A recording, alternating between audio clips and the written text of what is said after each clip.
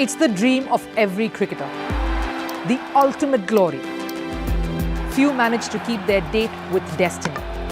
But for many, it's been heartbreaks and a cross to bear. The Holy Grail is here in India. I'm Rupha Ramani, and Firstpost brings you the ringside view. We bring you the Cup of Dreams. Cricket World Cup coverage like never before. The champion! It's over! He's done it again! Unbelievable! Oh, straight into the roof of the net. Nice one. Straight down the middle. So a good performance from both teams here. Hello and welcome to Firstpost, your destination to get a fresh perspective and in-depth analysis from the world of sports. Hi, I'm Rupha Ramani, and let's get started.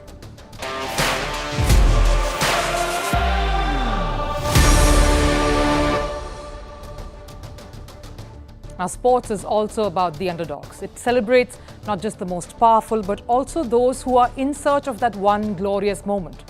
Sport is where you can see even the best falter, where you will witness David defeating Goliath. So on the show today, we look at the genesis and growth of cricket in Afghanistan. For a country rife in turmoil, cricket undoubtedly is the one source of joy and happiness. After that loss, what is England thinking? Is it just another defeat, or will they turn things around like a champion side? And speaking of heroes and their Achilles heel, what about Lewis Hamilton? A champion Formula One rider finds himself on collision course once again. Just what is it about Lewis Hamilton and the fraught relationships that he's had with his own teammates? All that and more on our show today, but first, all the headlines from the world of sports in Sports 360. Cricket has received the green light in sport's most reputed event. The International Olympic Committee has approved the proposal to include it in the 2028 Olympics. Flag football, lacrosse, squash and baseball softball are the other disciplines to be included. The 141st IOC session, of course, is underway in India. Moving to the Cricket World Cup, coming fresh off 2 victories, South Africa is now headed for their third match against the Netherlands tomorrow. The match will be played at the very picturesque Dharamshala. South Africa ruling the roost in rugby as well. They ended France's aspirations of clinching a maiden World Cup title. France was eliminated after a 28-29 loss in the quarter-final clash. The Springboks made the difference in the second half of the game. South Africa's semi-final encounter is against England on the 22nd of October. Over in football, Spain beat Norway 1-0 at the UEFA Euro 2020 qualifiers. Harvey scored the only goal in the match. With this victory, Spain has booked their berth at Euro 2024. Spain's win also means Scotland qualifies for the tournament in Germany.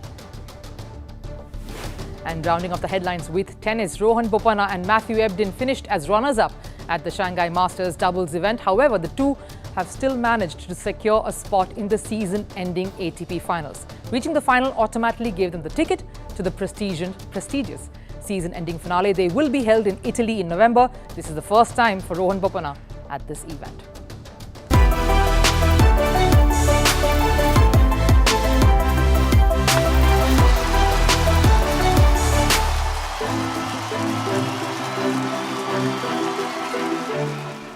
Now, I love a good underdog story because the dark horses in sport always make the stories so much more compelling.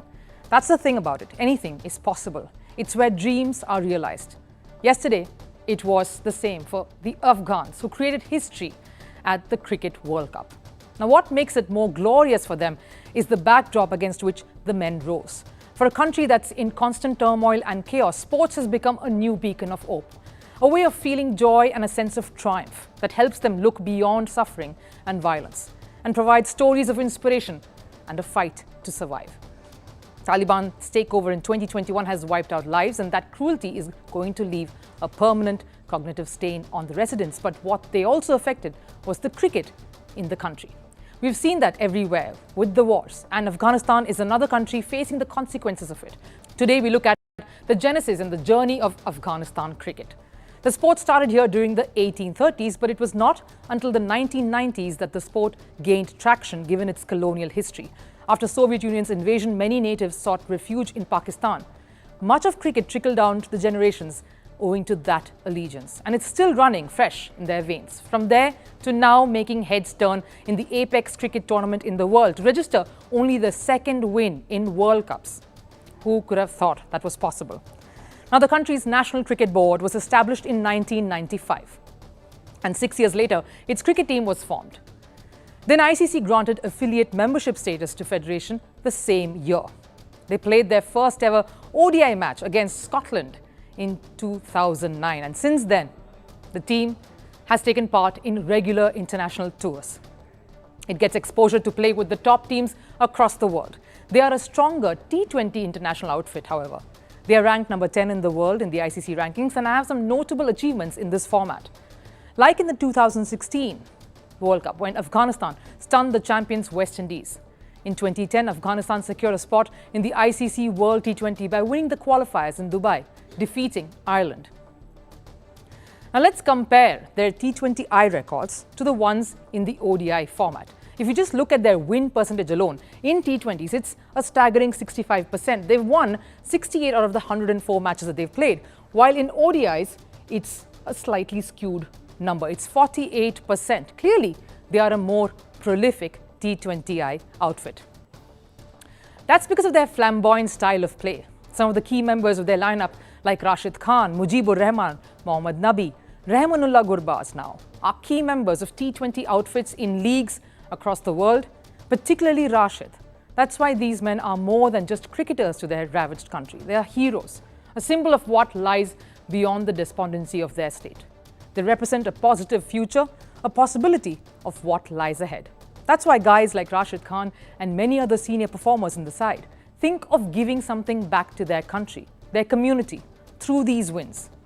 They're currently playing the World Cup even as an earthquake took its toll on their homes and their friends. And as their coach enlightened us, although they were focused to perform here, their mind was always there with their fellow folk, suffering back home. And that's what makes this achievement significant, because for Afghanistan, it isn't just a match that they have won. They are winning to give hope of something better out there to grasp and hold on to, an inspiration for future generations of taking up the dream of playing cricket as a way to break away from all the chaos that reigns in those parts. And if Afghanistan created an upset, it's not the only team that did so at World Cups. Here are some other squads that pulled off stunning victories and massive upsets over the years. Take a look. Now, after yesterday's shocker of a match, it's time for a flashback of the greatest upsets over the years. Ireland have punched above their weight twice in this aspect. One, unarguably, is when they won against England in 2011. Kevin O'Brien ruled and Ireland chased down that massive 328-run target. Then it was Pakistan in 2007. The Irishmen wrapped up a match on their national holiday with a win. Pakistan went crashing out of the World Cup in disdain. A revised target of 127 via the Duckworth-Lewis method worked wonders for Ireland. India's upset came in 2007 when they played Bangladesh. Sourav Ganguly's 66-run contribution went in vain. India was knocked out and Dravid ended up in tears. That upset handed by Bangladesh was buoyed again in 2011. This time it was England who were at the behest of Bangladesh's power play. Shafiul Islam was Bangladesh's light at the end of the tunnel. Shafiul and Mahmudullah pulled off 57 in 62 balls. England were pushed to a must-win match against the West Indies. In 2003, the 26th match between Kenya and Sri Lanka at Nairobi. It was the perfect underdog story that we look for. Kenya made the most out of playing in their home soil. Sri Lankan spinner Muralidharan wrecked Kenya's batting lineup, and Kenya's leg spinner Collins Uboya exacted revenge. Despite a low run target of 211 in 50 overs, Sri Lanka failed to meet it. It was a true masterclass on fielding and bowling by Kenya. Speaking about England now, this was a team in red-hot form entering the tournament. They had handed New Zealand a series defeat just before. Ben Stokes had reversed his retirement to take part in the ODI World Cup. Joss Buttler, a captain on a high, a team with some very strong pieces in place, and above everything, defending champions of the World Cup. 3 matches in and 2 losses, probably not the way England would have fancied the start of their defence would look like.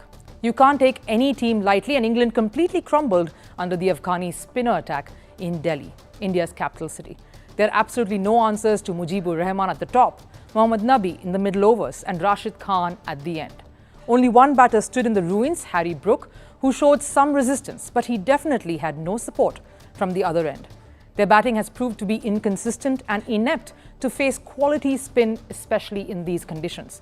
And Captain Jos Buttler was also quick to admit this has been a disappointing outing so far. And how they sort of move from here on is where the real test lies. Do they crumble or do they swing up? Now, their next match is it's a tough one, in fact, against one of the tournament favourites currently, South Africa. That is going to take place on the 21st at the Wankhede Stadium in Mumbai. Over to Formula One, and the starting point of our piece today is the collision Lewis Hamilton had with his own Mercedes teammate George Russell in the first corner of the Qatar Grand Prix over the weekend. Now, Hamilton, of course, accepted full responsibility for the clash that derailed both drivers, Russell briefly, but this meant Mercedes lost out on the opportunity to get a podium finish. So how did the collision occur? Russell was starting the grid second and Hamilton was on third, both behind Red Bull's Max Verstappen. The British pair came together on the first turn. Hamilton attempted to overtake his teammate on the outside, leaving Russell, who had Verstappen on the inside, nowhere to go. Now, could this collision have been avoided? Both the drivers were on different strategies. Hamilton was starting the race with soft tyres. Now, that means that he needed to get a start on Max at the beginning of the race itself. Now, how many times have we seen this in the middle of races? The team asking one of the drivers to fall back for the other to pull ahead. It's not a reflection of your ability, but just the strategy in play in that race. So why wasn't there one in the start of the race when we knew Hamilton was on the soft tyres, for especially the first part of the stretch?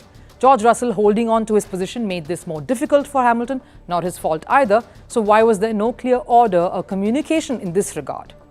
What's happened post the collision is that Hamilton was fined, but the FIA, or the International Automobile Federation, is looking at a bigger punishment for Hamilton for crossing a live track without permission, a safety breach. Basically, he walked across after the crash in the middle of the race. And the reason for investigating this further is that they feel as a role model, Hamilton needs to be penalized for this. But today I want to talk about Lewis Hamilton and the tenuous relationships he happens to have shared with some of his teammates. Now, the beauty of F1 is that it offers individual glory as well as an environment of working alongside a driver for the larger goal, that of the team.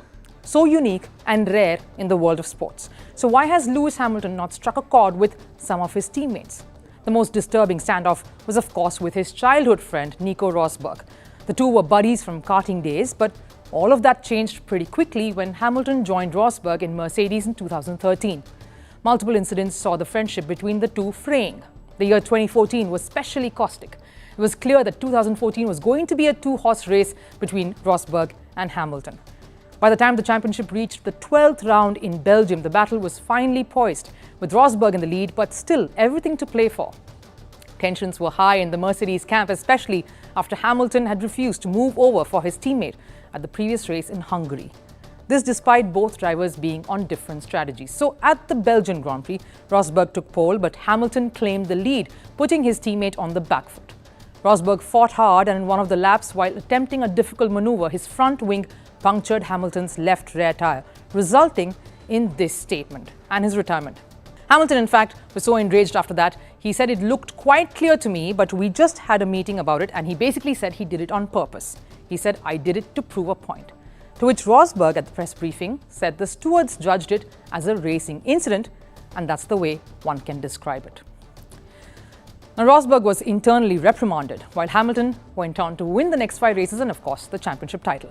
The 2016 face-off was even more thunderous. Again, the top two for the race to the title were Rosberg and Hamilton. Hamilton arrived at the Spanish Grand Prix 43 points behind Rosberg, but Rosberg was in the lead. But had left the car in the wrong engine setting that was slowing him down, and Hamilton began to gain in on him and was about to overtake. That's when Rosberg realized his error and moved over to cover off Hamilton's move. But Hamilton was in no mood to back down, and the pair collided on turn 4, ending up as a big pile of carbon fiber. Although stewards termed it as a racing incident, Mercedes called both drivers to explain themselves, and Mercedes' non-executive chairman back then, Niki Lauda, said, "The big question is whose fault was it really? For me, it was clear because Lewis was too aggressive going to the right, hit the grass, couldn't stop his car, and then hit him off." Now, the most epic battles have been with Spain's Fernando Alonso, who partnered Hamilton back at McLaren in 2007. Both young, promising tearaways back then. And he lasted just one season with Hamilton. At the 2007 Hungarian Grand Prix, things heated up so much that Alonso had to leave McLaren thereafter. With teammates, Hamilton always has that extra edge to show that he is the #1 driver in the franchise. And it's this very aggressive attitude that spills over to Formula One rivalries in the sport. Hamilton has had his fair share of run-ins with other top title contenders like Sebastian Vettel and, of course, Max Verstappen later on. He's had collisions with both. His recent feud with Verstappen was even fiery. At Silverstone, for instance, in 2021, he was adjudged to be at fault for causing a collision with the Red Bull driver that sent Verstappen careening off. He also had to be sent to the hospital to get checked in, and it costed Hamilton a 10-second penalty. Of course, it's another matter that Hamilton served out that penalty, came out on 5th position, and still managed to go on to win the race. But his wild celebrations thereafter left a bad taste in the mouth for Red Bull and Verstappen. Our read on this: Hamilton has always been a fighter. That's the way he drives. He's aggressive. He's an F1 legend. And that's the way he wants to drive. In a team, he needs to be #1. And anytime the teammate gets the better of him, there's this desire in the Brit Formula One champion to prove he's the better driver.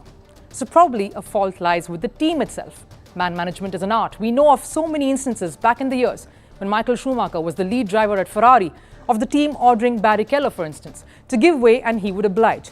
There was a sporting camaraderie even in the rivalry. But with Hamilton, somehow it seems that if you are his rival, you are sure to be marked. And maybe that is just not a result of not just the kind of driver and the sporting personality that he is, but also a result of the team. In this case, Mercedes not really able to put down clear orders or strategies to keep the team together and as a whole, and not make it about Lewis Hamilton alone.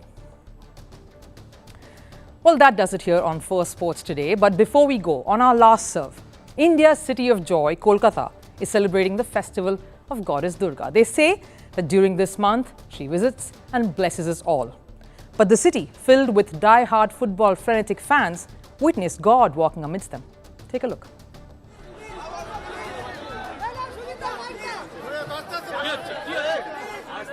Please.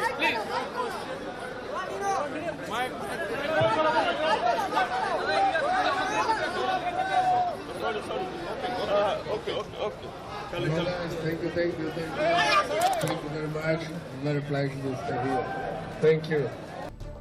Kolkata's love for football and the love that football greats have for the city will never end. But that's it we have on Firstpost today. Thanks for watching, but do not forget to keep tuning in to our constant coverage of the Cup of Dreams right here on Firstpost. For today, bye-bye. I'll see you again tomorrow.